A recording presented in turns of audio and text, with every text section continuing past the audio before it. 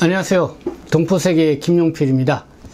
네, 지금 이 시간은 3월 9일 저녁 9시를 좀 넘어서고 있습니다.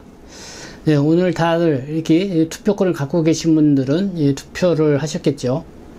제가 오늘 오전에는 이 대한민국의 운명이 결정되는 중요한 날이다고 하면서 특히 중국 동포 유권자 여러분들에게 투표를 좀 권하는 그런 방송을 해드렸습니다.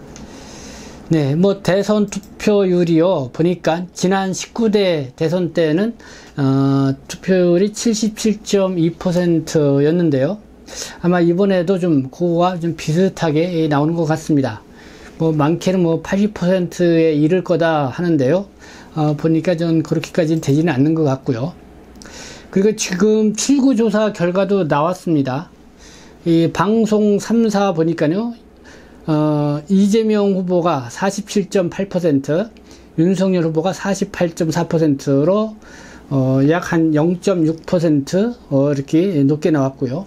JTBC 방송은 이재명 후보가 48.4%, 윤석열 후보가 47.7%로 이재명 후보가 다소 이렇게 높게 나왔습니다. 이렇게 좀 출구 조사 결과가 나왔는데 나중에 박빙이라는 걸 알 수가 있습니다. 그래서 누가 당선이 될지는 이 개표를 해봐야 알겠죠. 그래서 10일 한 새벽 한 2시나 3시 이후에 좀 윤곽이 잡히지 않을까 생각이 듭니다. 그래서 오늘 투표 결과를 끝까지 보고 오자 하시는 분들도 있을 것 같은데요. 어쨌든 내일 아침이면은 새로운 분위기가 형성되지 않을까 생각합니다. 그래서 오늘은 대한민국의 운명을 결정하는 이 중대한 이 날이었는데요. 정말 또 여러분들과 오늘 특별히 말씀드리고 싶은 거는 우리 대한민국의 운명이 이 중대한 날인 것처럼 또 오늘 정말 이 운명에 놓인 국가가 있죠. 바로 이 우크라이나입니다. 지난 2월 24일이죠. 벌써 우크라이나를 러시아가 공격한 지 14일째가 되고 있습니다. 이 러시아는 처음에 이 3, 4일이면은 우크라이나의 수도도 함락을 하고 어떻든 이 승리를 할 것이다 이렇게 장담을 했었던 걸로 알고 있는데요. 그러나 예상외로 이 우크라이나가 이 선전을 하고 있습니다. 그만큼 또 이 우크라이나 국민들이 결사항전을 하고 있어서요. 이 전쟁이 이 장기화될 그런 조짐을 보이고 있습니다. 한간에는 이 러시아가 이 군사적으로도 피해를 많이 입었다. 그래서 이 고전을 면치 못하고 있다라고 하는 그런 소식도 들려오고 있습니다. 그런데다가 이 국제적으로요, 러시아의 이 우크라이나 침공, 이거에 대한 비판, 또 규탄하는 그런 분위기가 형성되고 있죠. 그리고 우크라이나 이 국민에게 이 응원을 보내는 이 세계인들의 이 메시지가 계속 나오고 있습니다. 심지어는 이 우크라이나를 돕겠다고 하면서 자원을 해서 용병으로 참여하는 외국인들도 있습니다. 그 인원이 2만 명이 넘어섰다 이런 얘기도 있는데요. 이런 분위기 때문인지요, 이 러시아가 이 전쟁을 더 이상 길게 끌고 갈 수 없는 그런 상황이다, 이렇게 파악을 하고 있다는 것입니다. 그래서 지금 현재 이 우크라이나 수도 이 키예프를 이렇게 에워싸서 이렇게 포위를 하고 있는 이런 상황이라고 하는데요. 그래서 조만간에 오늘 내일이면은 총 공격을 가할 것이다라는 그런 관측이 나오고 있습니다. 그래서 이 우크라이나의 운명이 오늘 내일 중으로 이 중대 고비를 맞게 된다라는 것인데요. 그런 가운데 이 우크라이나 난민, 이 피난민들이 이미 200만 명이 넘어섰습니다. 그래서 이웃 국가인 폴란드라든가 어떤 유럽 지역으로 이렇게 피난을 가고 있고요. 참으로 이 안타까운 상황인데요. 이런 가운데 이 우크라이나에 거주하고 있는 이 고려인 동포들이 이 한국에 올 수 있도록 이 정부가 나서서 도와야 한다는 이런 목소리가 또 나오고 있어 관심을 끌고 있습니다. 그래서 이 시간에는 이 우크라이나 고려인 동포를 지원하고 나선 이 목소리, 이런 동포 사회의 소식, 그리고 또 이 우크라이나의 현지에서 들려오고 있는 이 고려인 동포 이야기들을 좀 모아서 여러분들에게 전해드리고자 합니다. 이 우크라이나에는 고려인 동포들이 한 1만 3천여 명, 그리고 좀 국적을 갖고 있지 않은 동포들도 뭐 많게는 한 3만 명 가까이 된다는 이런 이야기도 있습니다. 그리고 이 한국에 체류하고 있는 우크라이나인들은 3,800여 명 정도 된다고 합니다. 그 중에 이 고려인 동포들이 한 2,390명 정도 된다고 하고요. 그래서 이 법무부는요, 지난 2월 28일이죠. 국내에 체류하고 있는 이 우크라이나인들이 체류 기간이 만료가 되더라도 출국하지 않고 국내에서 계속 체류 활동할 수 있도록 이 특별 체류 허가를 한 그런 상황입니다. 그런데 어제죠, 8일 이 고려인 지원단체인 이 너머가 이 성명서를 발표를 하고요. 이 우크라이나에 있는 고려인 동포들이 한국에 쉽게 올 수 있도록 정부가 나서서 도와야 한다는 그런 호소를 하고 나왔습니다. 그래서 연합뉴스에도 그 내용이 보도가 됐는데요. 한번 그 뉴스를 여러분들에게 먼저 전해드리도록 하겠습니다. 이 고려인 지원단체, 이 사단법인 너머가요, 8일 성명을 냈습니다. 이 러시아의 우크라이나 침공이 이어지는 가운데 우크라이나에 거주하는 고려인 동포들이 생명을 위협받는 상황에 놓여 있다. 일부는 폴란드와 루마니아, 몰도바 등 주변 국가로 피신을 했지만은 여전히 수많은 우리 동포가 우크라이나에 남아 있다. 인접국으로 피난한 고려인 동포 역시 신변의 안전을 보장받기 어려운 상황이다. 특히 여성과 아동들은 심각한 위험에 처해져 있다. 그래서 이 전시 상황이 악화하면서 가족의 안부를 걱정하는 목소리도 커지고 있다. 정부가 고려인 동포의 안전을 확보하기 위해 적극적으로 나서길 요청을 한다고 하면서 이 우크라이나에 있는 고려인 동포들이 한국에 좀 쉽게 올 수 있도록 정부가 나서주기를 간절히 요청하는 호소문을 이렇게 발표를 했습니다. 뭐 국내에 체류하고 있는 우크라이나인과 이 고려인 동포들이 늘 있기 때문에 우크라이나 현지에 돌아가는 상황들을 좀 이렇게 파악을 하고 그 상황이 참 위급하다는 것을 파악해서 이렇게 지원단체가 나서서 성명서를 발표를 한 건데요.